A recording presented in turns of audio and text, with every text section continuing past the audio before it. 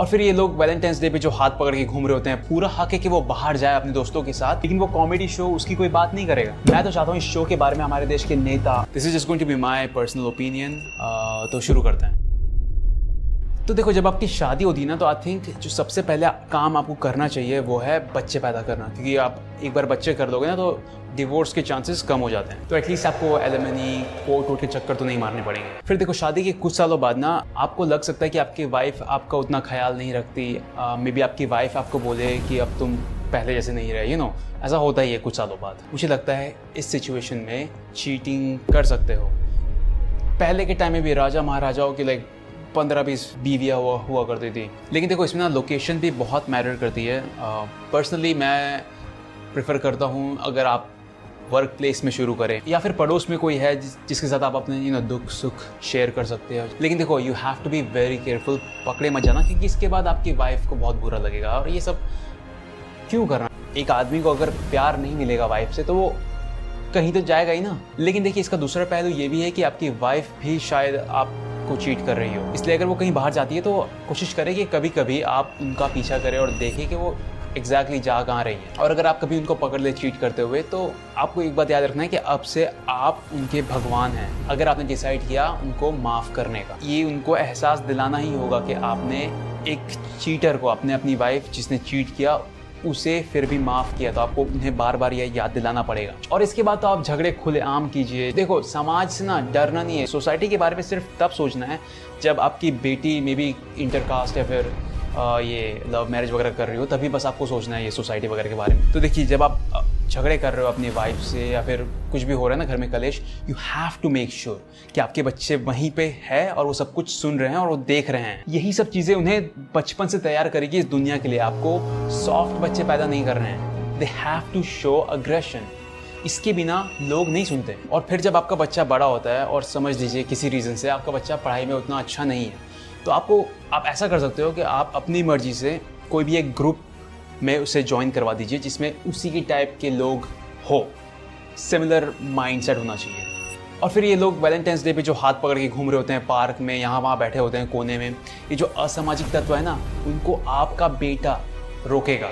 ऐसे शूरवीरों की ज़रूरत है इस देश में, क्योंकि देश में जो हरासमेंट, फिजिकल, मेंटल अब्यूज़ हो रहा है, ये सब के जिम्मेदार ये जो कपल्स घूमते रहते हैं पार्क में, वही है।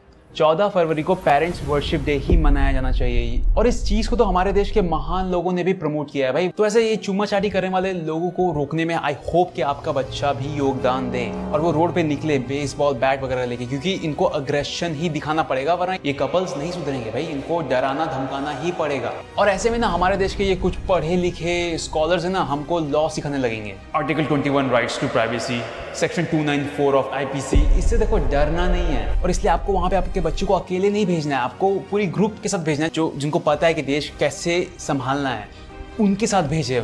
और अगर आपको आपके बच्चे को अच्छे से सिखाना है तो मैं तो बोलूँगा इनके वीडियोस दिखाए उनको, ये मेरे फेवरेट हैं। ये एक कंटेंट क्रिएटर है, समाज सेवक भी है, कुछ भी बोल लो, मतलब ये बहुत कुछ करते हैं। इनसे आपके बच्चे काफ़ी इंस्पायर हो सकते हैं। भारत के 5 क्रांतिकारियों के नाम बता सकते हो? तो आप लोग देख रहे हो कैसे वो लड़की हमारे भाई को ऐसे इग्नोर कर रही है, तो ऐसे में उसे थोड़ा बहुत अग्रेशन तो दिखाना ही पड़ेगा ना। इनको नहीं पता, इनको चुत्तर मटकाने का पता है बस, और कुछ नहीं। ये भारत के 5 क्रांतिकारियों के नाम तो पूछ रहे हैं। हर 15 अगस्त 26 जनवरी को मैं चाहता हूँ कि आप अपने बच्चों को बाहर भेजें और लोगों से क्वेश्चन करवाए कि राष्ट्रगीत, राष्ट्रगान किसने लिखा था, हमारे देश के पहले प्रधानमंत्री कौन थे, हमारे देश के पहले प्राइम मिनिस्टर कौन थे।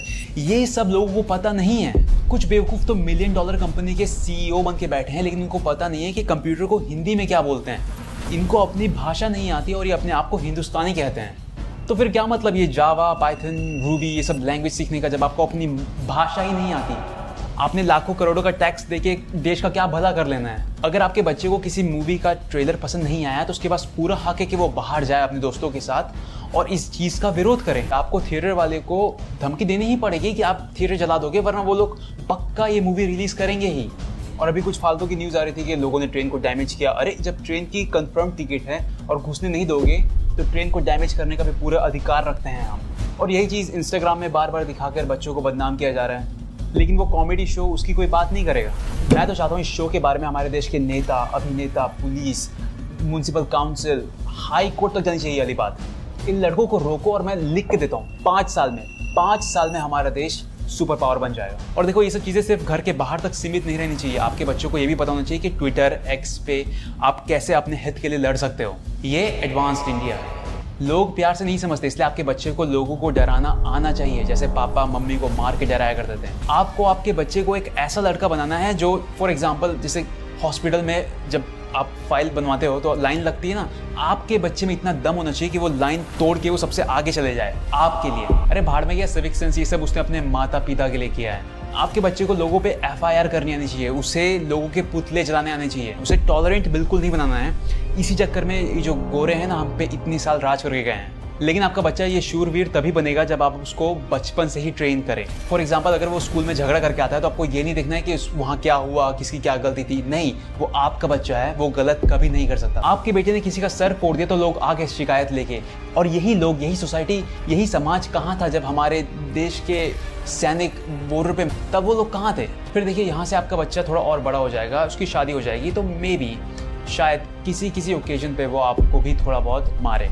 जैसे अगर आप बहुत बूढ़े हैं और आप बाथरूम में गिर गए तो ऑब्वियसली किसी भी बच्चे को थोड़ा गुस्सा आएगा ही और वो मारेगा ही, क्योंकि अब आप गिर गए हो, आपकी हड्डियाँ टूट गई है, अब हॉस्पिटल का इतना खर्चा आने वाला है, तो आपको थोड़ा पकड़ के चलना है। और देखिए, ऐसी सिचुएशन आ गई कि आप चल नहीं पा रहे हैं, तो देखिए फिर भी गलती से भी बेड पे सुसु नहीं करना। ऐसे में आपके बच्चे को बहुत गुस्सा आएगा और आपको बहुत मारेगा। लेकिन इसमें उसकी भी गलती नहीं है ना, वो बेचारा कितना करेगा, काम भी कर रहा है, अब बूढ़े माँ बाप को भी देखना है, वाइफ की भी किचकिच चल रही है, तो वो बेचारा क्या ही करेगा। तो ऐसे में अगर आपके बच्चे ने आपको थोड़ा बहुत मार भी दिया तो इट्स ओके। आपको सिर्फ एक चीज़ याद रखनी है कि आपने एक शेर को जन्म दिया है। और इस साल वैलेंटाइंस डे का तिरस्कार करते हुए मैंने 4 पंक्तियाँ लिखी है जो मैं आपके सामने प्रस्तुत करूँगा। मैं हूँ कोई आवारा नहीं, गर्लफ्रेंड के साथ पार्क में घूमना ये मुझे गवारा नहीं, बोलूँगा दोबारा नहीं, मारूंगा इतना दिखोगे पार्क में दोबारा नहीं। धन्यवाद।